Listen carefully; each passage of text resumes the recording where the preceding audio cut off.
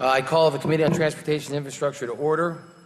Today, the committee will consider H.R. 2322, the Public Buildings Reform and Savings Act of 2015, H.R. 2131, to designate a federal building in the United States Courthouse in Charleston, South Carolina, and 3 General Services Administration resolutions. I now recognize the subcommittee chair, Mr. Barletta, for a motion. Pursuant to Rule 1A1 of the Rules of the Committee on Transportation and Infrastructure, I move that Chairman be authorized to declare recesses during today's markup. Question is on the motion. All in favor signify by saying aye. Aye. All opposed signify by saying nay. In the opinion of the chair, the ayes have it, and the motion is agreed to. Our first order of business is to consider H.R. 2322, the Public Buildings Reform and Savings Act of 2015. I ask unanimous consent to discharge the Economic Development Subcommittee and call up H.R. 2322, and that it be considered as read and open to amendment at any point. Is there an objection? Without an objection, so ordered. I want to thank Chairman Barletta and Ranking Members DeFazio and Carson for all the work they've put into H.R. 2322, the Public Buildings Reform and Savings Act of 2015. I now turn to Subcommittee Chair Barletta to explain the bill. Thank you, Mr. Chairman. I want to thank Chairman Schuster and Ranking Members Carson and DeFazio for working with me on crafting the Public Buildings Reform and Savings Act. Last year, our subcommittee began holding hearings, roundtables, and listening sessions to examine GSA's lease portfolio. In the next 5 years, half of all of GSA's leases will expire. That's 100 million square feet of space, or 32 new World Trade Centers in New York.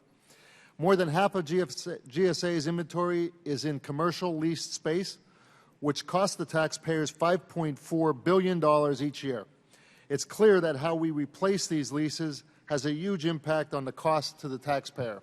Since last Congress, we have worked closely with OMB and GSA to reduce the federal footprint through consolidating space and improving space utilization.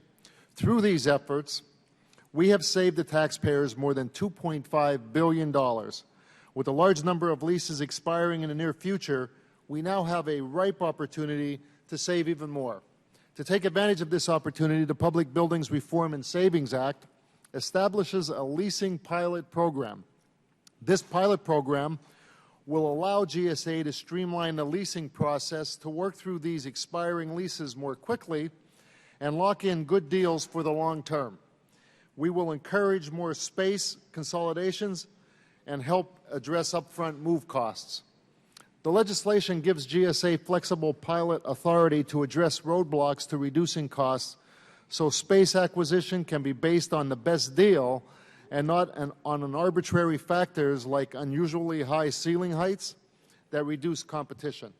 In addition to these reforms, I am pleased we are able to include provisions that will improve building security by clarifying requirements related to the training and accountability of the Federal Protective Service.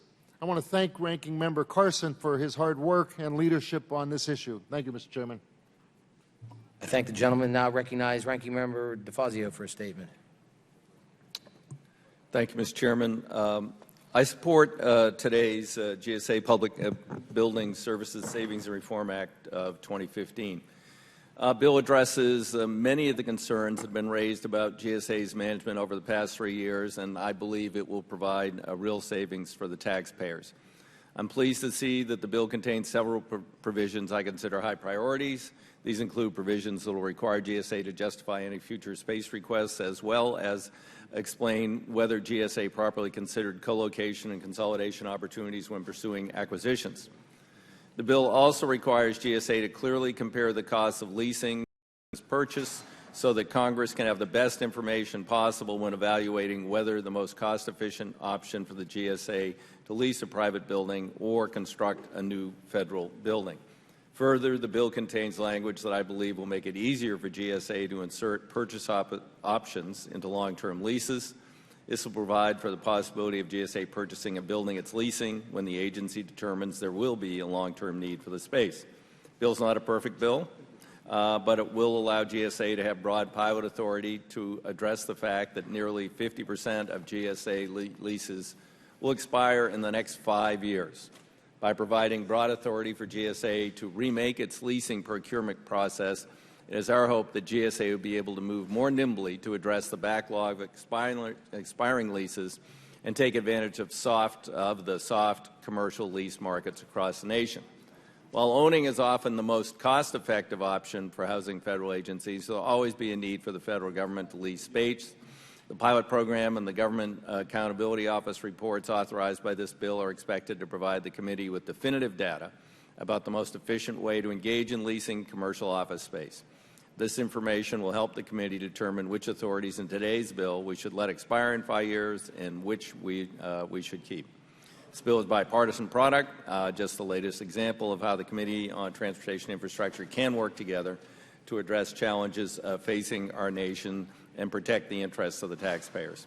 I support this bill and urge its passage. With that, I yield back the balance of my time. Thank the gentleman, and now recognize the subcommittee ranking member, Mr. Carson, for a statement. Thank you, Chairman. Thank you, Ranking Member. And it's good to see my chairman of the subcommittee, my handsome friend, my very healthy friend, the debonair Chairman Barletta. Today's markup includes the bipartisan H.R. 2322, the Public Building Savings and Reform Act of 2015. This bill begins the process of reforming GSA, Public Building Services, and the Federal Protective Service. The GAO has consistently described the management of federal real property an area of high risk. The provisions contained in today's bill will address many of the concerns that GAO has documented. Specifically, the bill will allow GSA to reform the leasing process and tighten oversight of the construction process. Perhaps the most important provision is the 5-year pilot program designed to streamline the leasing procurement process and to make GSA more efficient.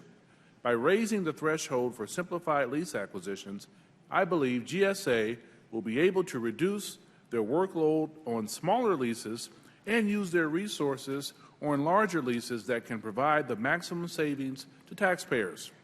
Other measures in the pilot allow for more consolidations and co-locations where they make sense.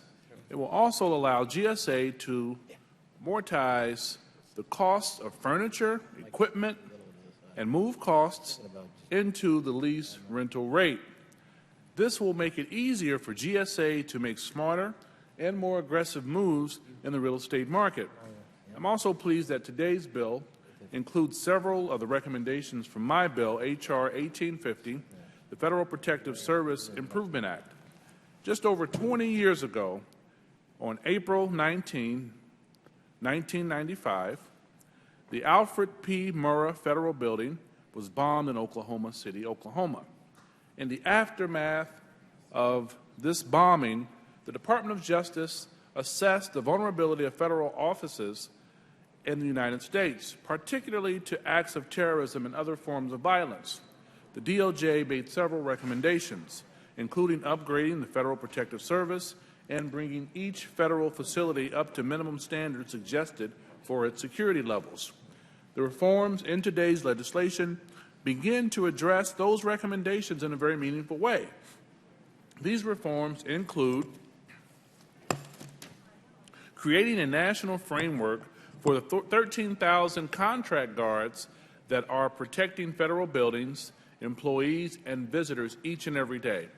It creates a minimum level of training for these protective service officers, while providing authority for PSOs to carry firearms and detain those who have been accused of a felony on federal property, by requiring minimum standards and having the Attorney General develop guidelines for detentions on federal properties.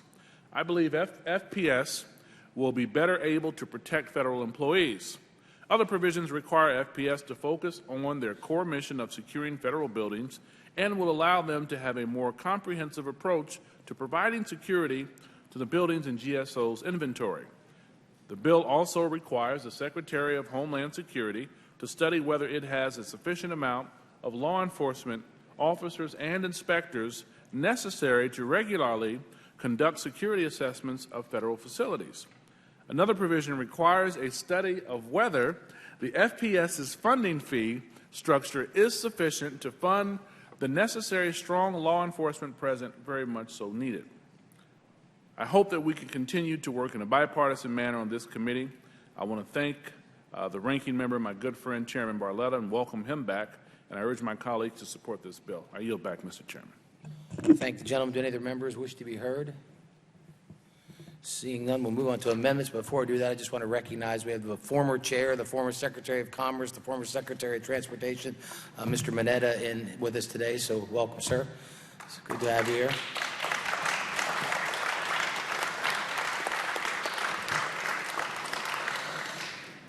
Again, we will now consider amendments. Are there any amendments? Mr. Cohen is recognized for an amendment. I have an amendment. I believe it's at the desk. Without objection, without objection, so ordered, the clerk will designate the amendment. Amendment number 49, offered by Mr. Cohen. Gentleman, Mr. Cohen is recognized to speak on his amendment. I guess I should move we don't read it, even though we didn't read it. But that's done. This amendment mirrors existing General Services Administration locational policy done under the authority of several executive orders. The policy is known as the Good Neighbor Policy. The amendment only would codify existing practice. The amendment is narrow in scope because it only applies to federal projects in urban areas. Once again, this amendment applies only to urban areas. The committee and the GSA should be promoting the idea of inclusivity by design to help redevelop and revitalize our urban cores. Our cities have historically served as the centers for growth and commerce in this country and the place where people come together, diverse groups of people, and some of the only places they do come together in our society. And by encouraging the GSA to first consider space acquisition in centralized business areas with access to public transportation, it should not be considered anything but a good neighbor policy. This amendment gives local jurisdictions considerable influence with the location of federal development in their communities, since local governments define the central business area. Additionally, the amendment directs GSA to give first consideration to the long-range economic goals of the community, ensuring the GSA at least considers aligning the federal interests with local interests. Centralized business areas are designated by the local government and not by federal agencies. My friends in the majority have repeatedly called for more local influence in government decisions. This amendment would give first consideration to designations made by local officials when the GSA is making a decision about where to construct a building or award a lease. The amendment only requires GSA to give first consideration to these principles, does not exclude any other considerations. The central business district is where the American dream exists. It's where people do come together for common purposes, whether it's government, whether it's business, whether it's retail, whether it's cultural. That's where people come together. And that's where the federal government should give first priority to putting buildings and helping those areas maintain their influence and their historical relationship to inclusivity by design. And by locating near transportation areas, it's important that we use public transportation and we preserve our resources in the most efficient way and help with public transportation. With that, I would move adoption of the amendment and hope it would be by voice vote. Do any of the members wish to be heard on the amendment? Mr. Barletta. Yeah, Mr. Chairman, I oppose this amendment. If this amendment simply codified GSA's current policy, then there is no need for it. And I believe there are still questions about whether, in fact, it does accurately reflect current requirements. Currently, there are a series of complex policies that have developed literally over 4 or 5 decades, everything from guiding agencies to historic locations to consideration of the impact on federal workers. The amendment picks only a couple of factors out of many and mandates in statute that these factors be given first consideration.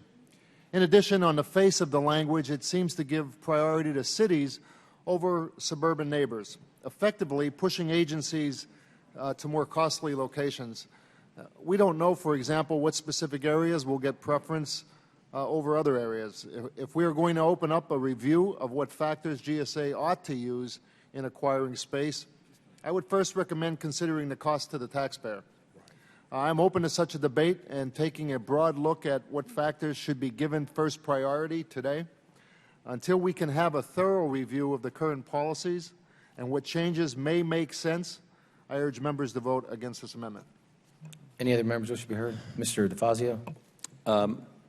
Thank you, Mr. Chairman. I'd speak in favor of the amendment. It makes sense to me that the federal government should give a priority to essentially, smart growth and access to transportation alternatives, as opposed to, potentially, putting a building in a place where transit options do not exist, and all federal employees will have to add to our already congested highways and will not have options for mass transit. So I think this does have merit, and I think this would just it doesn't make a change in GSA policy, but it does send a message to GSA to look twice before they put something in a more inaccessible location. Thank you, Mr. Chairman. Any other members wish to be heard?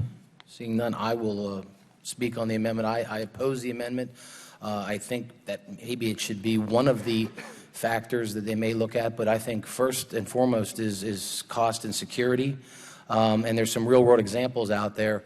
The Director of National Intelligence headquarters was located in suburban Virginia, and it had to look at security because it needed a secure facility. Had the right kind of setbacks to make sure it was secure. FBI field offices in Oklahoma City, the bombing of the Markup Federal Building, the GSA rarely located new field offices in central business districts or urban areas. Instead, they placed it in a suburban area. Again, to have the proper setbacks and the security. Coast Guard facility, Corpus Christi. The GSA co-located it at the Corpus Christi Airport so that the air station and the Coast Guard folks could all be together, and shrunk their footprints, saved us money. Social Security Administration in Baltimore, Maryland, it relocated its administration's primary data set from inside the Beltway to an outer suburban location to have access to multiple electrical substations. And it goes on and on. We have just down the street from us here in Pennsylvania Avenue, the FBI building is looking to move out of the central business district because it's not secure. It's an easy target for bad people. So, they're looking at suburban Virginia, suburban Maryland, so that they can put themselves on a campus to be in a secure environment. So again, I think considering transit, considering urban areas should be a consideration, but I don't believe it should be the primary. I think that cost and security should. So I oppose the amendment. Any other members wish to be heard? Mr. Cohen. Thank you. I'd just like to close. I appreciate the arguments of my friend, the chairman, and the friend of the chairman of the subcommittee, but I would respectfully differ. There are reasons to go outside of the central business district. This simply gives a priority to being in the urban area. It doesn't mean you have to be there, and if they can prove that there are security reasons, they can go out in the burbs. What has happened in many cities, and I'm happy the chair brought up Baltimore, is agencies have left the urban core. They've done it in Memphis, they've done it in Baltimore, they've done it in most cities in this country. They've made it difficult for people who don't have monies to have their own transportation to get to federal jobs, and it keeps them away from getting federal jobs. It keeps them at the bottom where they were, and it doesn't give them an opportunity to climb up into the middle class and get a job because they can't get to work because they don't have a car. If they have public transit, it's easier for them to get a car. And when we leave our inner cities and go to the suburbs, we have areas like Baltimore that are decimated. We have areas in other inner cities that are decimated. They are rife for problems. They cost us more in the long run. Smart planning, smart growth is what we should be doing. This just gives the cities a first look at the cities. It doesn't require it. I think that's the least we should do is have a program that at least at a first glance concentrates on smart growth and plan development. Thank you, sir. Thank the gentleman. Are there any amendments to the amendment? Seeing, if not, the question is on the amendment. All those in favor signify by saying aye. Aye. All those opposed signify by saying nay. Nay. In the opinion of the chair, the amendment's not agreed to.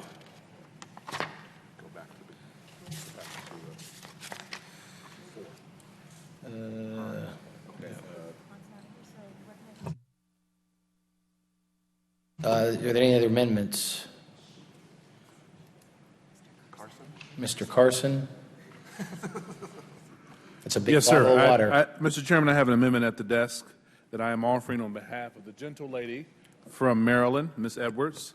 I ask unanimous consent that it is considered as read. Without objection, so ordered. The clerk will designate the amendment. Amendment number 27, offered by Ms. Edwards. Mr. Carson is recognized to describe and explain Ms. Edwards' amendment. Very quickly, Chairman, I support Representative Edwards' amendment.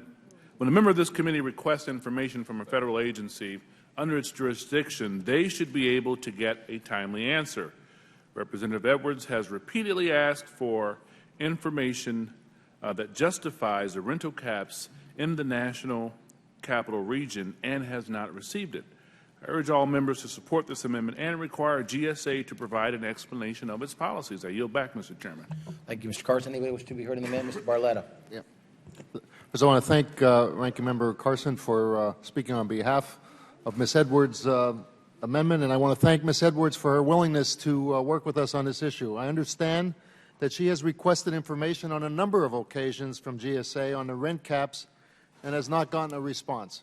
Since this amendment simply requires GSA to provide the information requested, I do not object to its adoption. Any other members wish to be heard? With that, I agree. I think this amendment is important and would like to include it in the underlying bill, and so I support the amendment, Ms. Edwards' amendment. Any other members wish to be recognized? Are there amendments to the amendment? Seeing none. Questions on the amendment? All those in favor signify by saying aye. Aye. All those opposed signify by saying nay. In the opinion of the chair, the ayes have it. The amendment is agreed to. Any other amendments? Are there any other amendments? Page 6. Mr. Chairman, I recognize Ms. Norton. I don't have an amendment, but I would like to ask that my statement be put in the record on the consideration that you've already given to Section 9 of the Public Buildings Reform and Savings Act, which directs GSA to sell or exchange in return for getting a DOE headquarters. And I appreciate that you've consolidated, that the bill consolidates rather than leaves out some portions, so we get close to using a part of the mall, which is very valuable, and it's in keeping with policy of the committee to use and to in fact make sure that we sell and otherwise use federal properties. I ask that my statement be added to the record. Without objection, so ordered. Are there any other amendments? Recognize Mr. Barletta for a motion. Mr. Chairman, I move that H.R. 2322 as amended be approved and reported favorably to the House. Question is on the motion. All those in favor signify by saying aye. Aye. All those opposed signify by saying nay. The ayes have it. The motion is agreed to. The bill is amended and approved and reported favorably to the House. We will now consider H.R. 2131, a bill to designate a federal building in United States Courthouse in Charleston, South Carolina.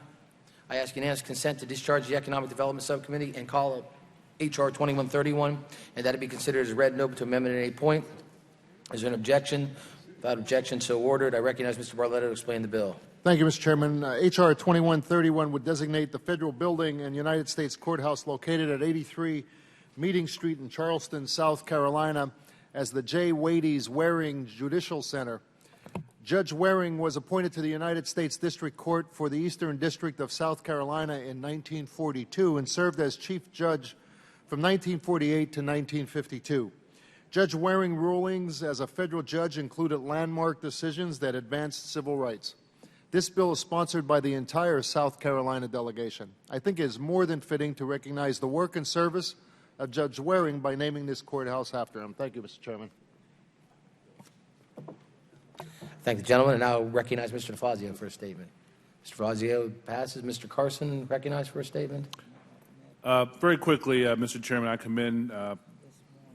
I want to echo the sentiments of Chairman Barletta. I commend Congressman Jim Clyburn for his work to introduce this legislation and the support of our committee colleagues, Mr. Rice and Mr. Sanford. I think it's critically important that we acknowledge the work of Judge Wades, and I'd like to enter into the record an article describing how the son of a Confederate soldier became a civil rights hero, and the request from former Senator Hollings of South Carolina to have his name removed from this courthouse so Judge Waring could be honored. So I urge my colleagues to support this bill as well, and I yield back, Mr. Chairman. Thank Thank you, Mr. Carson. Any other members wish to be heard on Mr. Sanford? I thank the chairman. I would echo the sentiments that have already been expressed. And I think that what's occurring here is in essence a monument to two things. One, to human kindness, and secondly, to bold leadership. Under the category of human kindness, I think it's a really strong act that former Senator Hollings is taking by saying, take my name off the plate there on Meeting Street, and would you put Judge Waring's name on? It's a reflection of human kindness that was extended by Judge Waring to a then young lawyer by the name of Ernest Hollings back in the 1940s. And you see that pattern throughout if you sort of listen to the lore in Charleston, South Carolina, about Judge Waring, the different things he tried to do during his time as a judge. It's also, though, as has already been mentioned, about bold leadership, because if you go back to the 1951 Briggs versus Elliott case, Thurgood Marshall argued in front of Judge Waring in the district court that Clarendon County's bus policies were indeed unequal, and the county was spending, in essence, twice on the white line as they were on the black line, though the black line had 3 times the number of students involved. Judge Waring was the only vote in favor of Marshall's argument, and at that time he argued that in his dissent that it was unreasonable, unscientific, and unadulterated prejudice that violated black citizens' 14th Amendments. Long story short, he took a very bold stand in the 1950s. It was a lonely stand at that point in the South, and I think this is an appropriate commemoration of his leadership, his willingness to take a stand, and the human kindness that's being extended in this case by Fritz Hollings back up to Judge Waring. And with that, I'd yield back. Thank you, gentlemen. Appreciate that update on history. That's a great story. Fantastic. Any other members wish to be heard? We now consider the bill for amendment. Are there any amendments? Seeing none, I recognize Mr. Barletta for a motion. Mr. Chairman, I move that H.R. 2131 be approved and reported favorably to the House.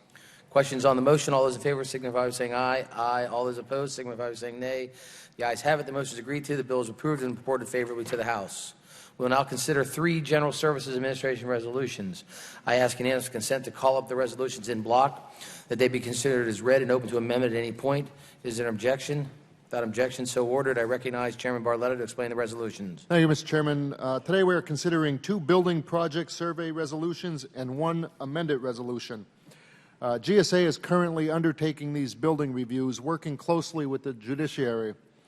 The building survey resolutions simply ensure there are clear timetables for completing these surveys and require that the final reports are submitted to the committee. The 3rd resolution amends a resolution we approved in February, given new information submitted by GSA. Thank you, Mr. Chairman.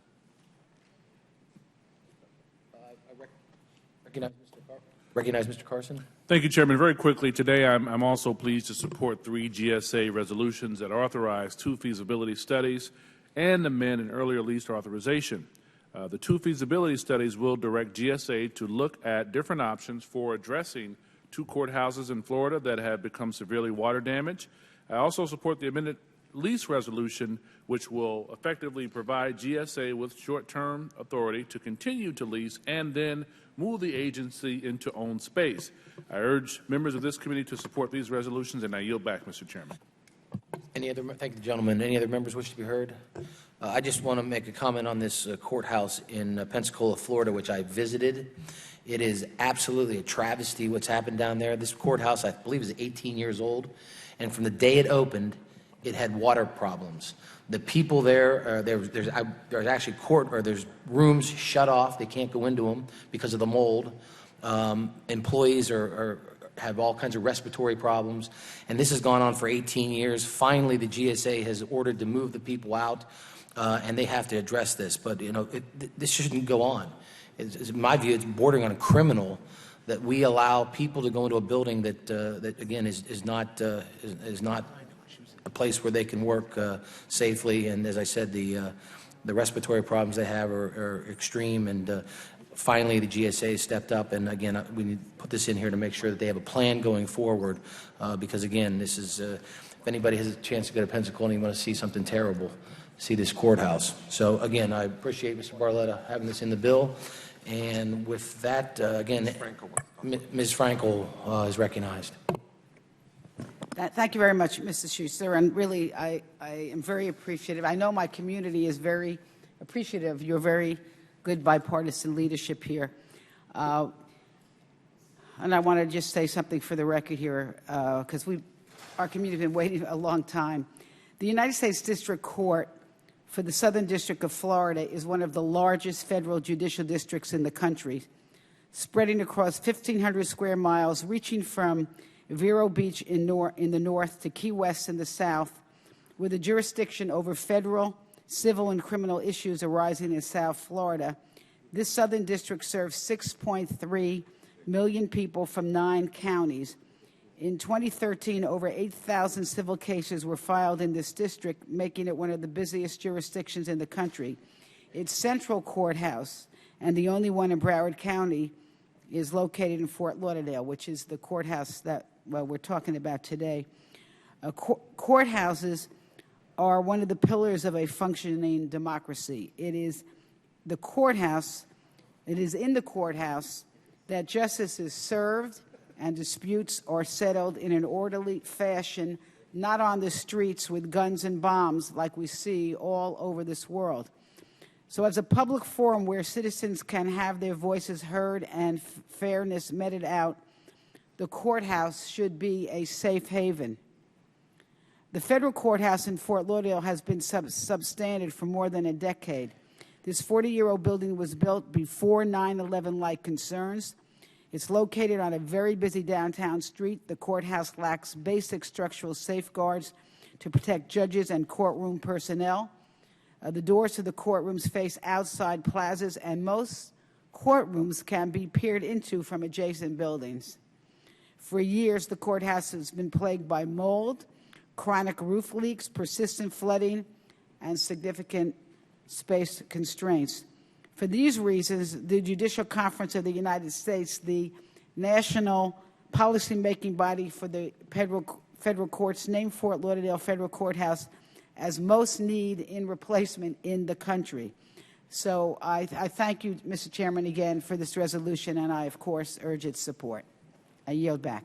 All right, thank you, gentlelady. We now any other members wish to be heard? Seeing none, we will now consider the resolution for an amendment. Are there any amendments? Seeing none, I recognize Mr. Barletta for a motion. Mr. Chairman, I move that the 3 committee resolutions be approved en bloc.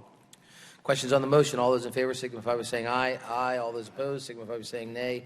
The ayes have it, and the motion is agreed to. The resolutions are approved.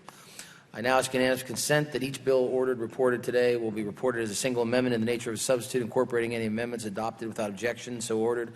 I ask unanimous consent that the staff be authorized to make all necessary technical, clarifying, and conforming changes to each of the bills ordered reported today and each committee resolution adopted today to reflect the actions of the committee. Without objection, so ordered.